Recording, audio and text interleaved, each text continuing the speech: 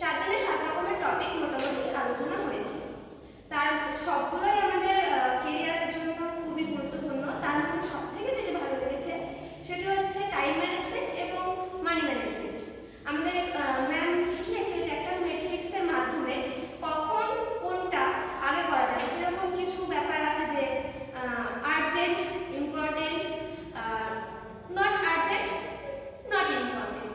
তো কিছু কিছু ক্ষেত্রে যেমন হয়, আমরা একজন স্টুডেন্ট, বিশেষ করে আমি যদি নিজের কথা বলি, তো আমি বাংলা অনার্স নিয়ে যেরকম কলেজে পড়াশোনা করছি, পাশাপাশি আইটিআই কলেজেও পড়াশোনা করছি, তার সাথে আমার মাঝে মধ্যে এনসিসিরও ক্লাস থাকে, আবার ডান্সেরও ক্লাস থাকে, এর সাথে আবার আমার টিউশন পড়ানো থাকে। তো আমাকে ব্যাপারটাকে মানে টাইমগুলো কেমন করে সুন্দর করে ম্যানেজ করতে হয় যাতে আমি সবগুলোই ভালো মতো কমপ্লিট করতে পারি।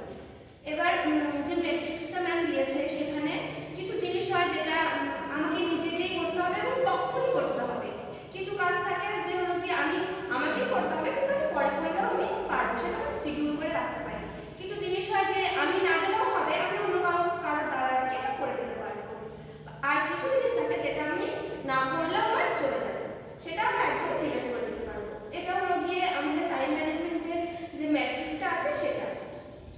আর হলো মানি ম্যানেজমেন্টের মধ্যে থেকে যেটা হলো কি আমরা ইনকাম করব, তার মধ্যে থেকে তিনটে ভাগ হবে, 50%, 30% আর 20%, তিনটে ভাগ হচ্ছে। 20% যেটা হচ্ছে সেটা আমরা একদম সেভিংসে রেখে দিচ্ছি ইনকাম থেকে, এবং 50% যেটা হচ্ছে সেটা আমাদের যে দৈনন্দিন জীবনে যেগুলো কাজে লাগছে, মানে আমাদের রেগুলার যে প্রয়োজন সেখানে রাখছি। আর 30% যেটা থাকছে সেটা হচ্ছে আমাদের শখ, আমাদের ইচ্ছে, যেটা হয়তো এই মাসে না করলেও চলবে, এরকম এটা আমরা রাখতে পারি। এভাবে আমরা যদি ম্যানেজ করে চলি তাহলে সেভিংসটাও হবে, প্লাস দৈনন্দিন জীবনে যেগুলো প্রয়োজন সেগুলো আমরা সুন্দরভাবে কমপ্লিট করতে পারবো। এবং কিছু ইন্টারভিউ কোয়েশ্চেন থেকে শুরু করে অনেক কিছুই এই ট্রেনিংয়ের মাধ্যমে আমাদের শেখানো হয়েছে, যেটা হয়তো বা অন্যান্য ক্ষেত্রে, যেরকম আমি যদি কোনো জবের ক্ষেত্রে এখন যাই, তো ইন্টারভিউতে প্রথমে হয়তো রিজেক্ট হয়ে যেতে পারতাম, কিন্তু এই ট্রেনিংটা আমাদের সত্যি কেরিয়ারের ক্ষেত্রে অনেকটা সাহায্য করেছে।